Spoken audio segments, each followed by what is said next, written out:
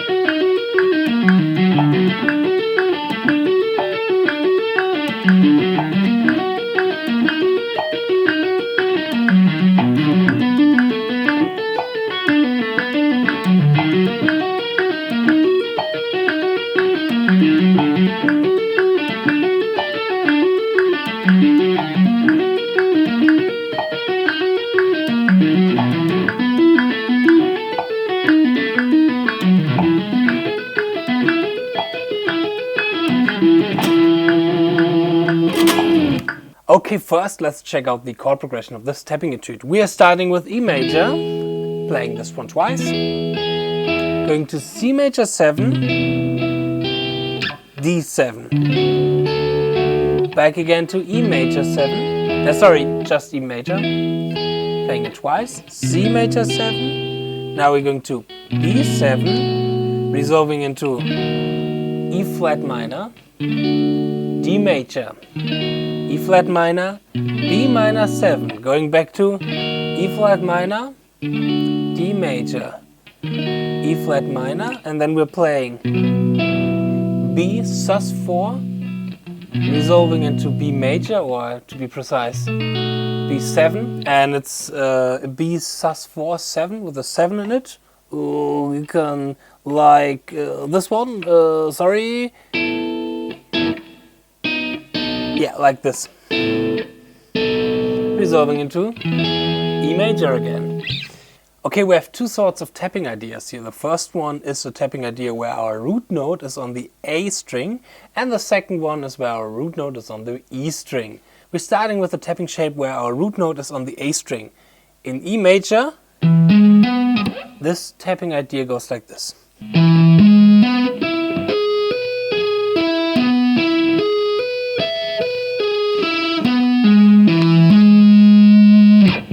We are in triplets, so we are counting 1, 2, 3, 1, 2, 3, 1, 2, 3, 1, 3, 1, 2, 3, 1, 2, 3, 1, 2, 3, 1, 2, 3.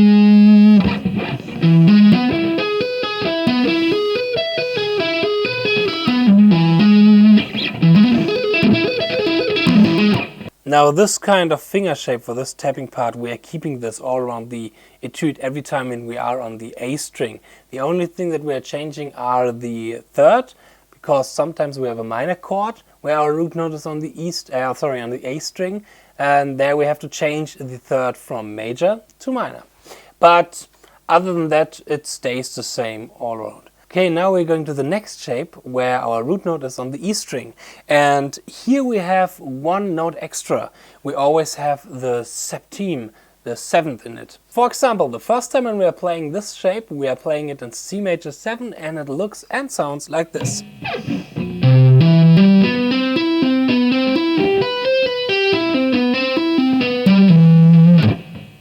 Again, we are in triplets, so we're counting 1, 2, 3, 1, 2, 3, 1, 2, 3, 1, 2, 3, 1, 2, 3, 2, 3, 1, 2, 3, 1, 2, 3. When we are breaking this down to our simple shape, we are getting this kind of tapped idea.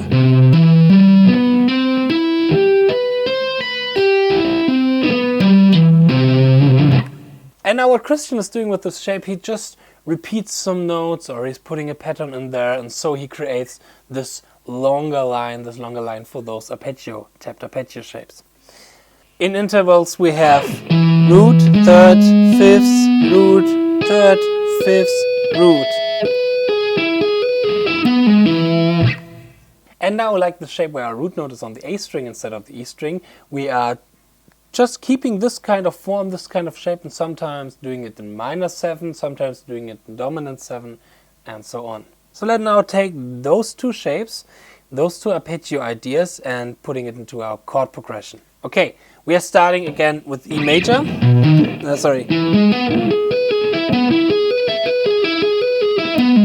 Playing it twice.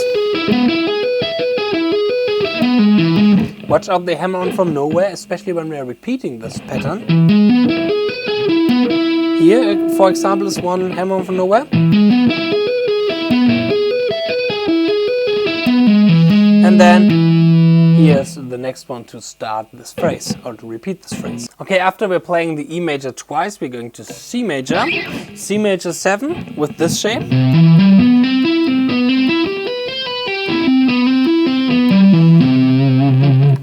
Then we're going to D7. We're just taking this shape, putting it 2 frets higher, and transforming it from major 7 to dominant 7. So we now have the 10th fret on the D string, not the 11th fret. And we have here this 13th fret on the B string, and not like we would make it in major 7, the 14th fret. The tapping hand stays the same. We don't have the 7th in our tapping hand, so it doesn't matter if we are in major 7 or in minor 7, the tapping hand stays the same.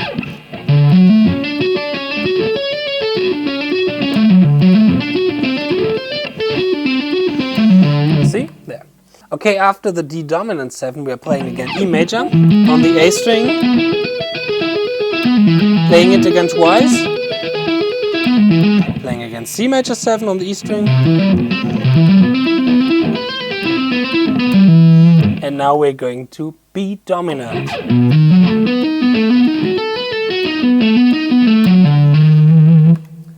After this, we are playing E flat minor, and here we are taking the shape where our root note is on the A string and transforming it from major to minor. So we only have to take the thirds and doing it 1 fret below. So in E major, for example, we have this as our first jump, kind of stretchy jump here. Now for minor, you only have to do it from the 7th fret to the 10th fret. But now we are in E flat minor, so we have to take this one 1 fret below. Here's the E flat on the 6th fret. Okay.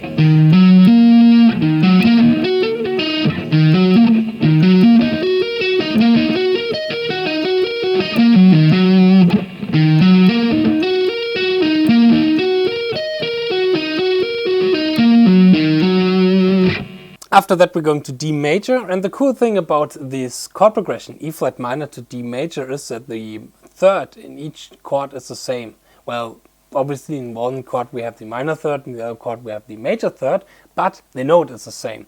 We have the F sharp or G flat. In E flat minor it's G flat, in D major it's F sharp. It's the same note. So we have one note which can use as like a pedal note or something, like an anchor note where we can always rely to and going back to, and doesn't change with this chord progression, inside of this chord progression. Okay, so we have E flat minor.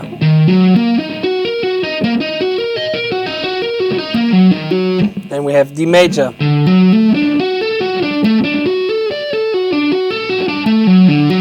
By the way, I love this chord progression. For me, this is the technical death metal, black metal chord progression per se. I love it. It's so atmospheric, so...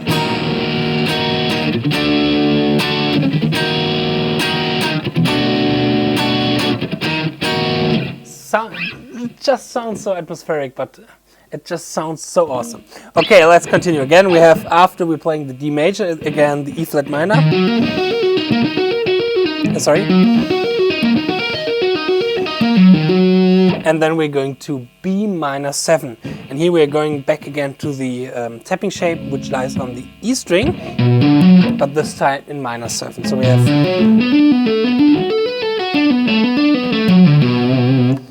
This time our tapping hand is actually changing compared to the major 7 and the dominant 7 shape that we have had before. Here we have in frets 7, 10, 14, 7, 9, 12. 7, 10, 12. For our simple shape, simple form, the root form of this kind of tapping idea. Okay, after the B minor 7 we're again playing E flat minor, again D major, E flat minor, and now the B sus.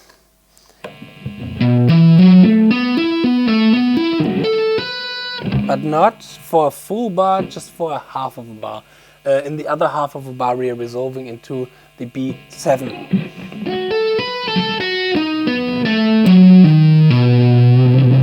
But first we have to transform our major third to the sus4, so we have to put it one fret higher. So we have a jump from the 7th fret to the 12th fret. And our tapping hand is moving as well on the D string from the 13th fret on the 14th fret. And then it resolves into the normal B flat 7 shape. Sorry, not B flat 7, B7 shape. And we are playing the E major shape as our last shape, as our last chord, the final chord of this tapped etude and tapped section in the style of Christian Münzner. Okay, I hope you liked this little video. Feel free to subscribe and to like this video if you want to see more free lessons from me coming every week. Thanks for watching again. Check out the complete interview from Christian Münzner, it's really worth it. See you in my next video. Stay progress. Cheers!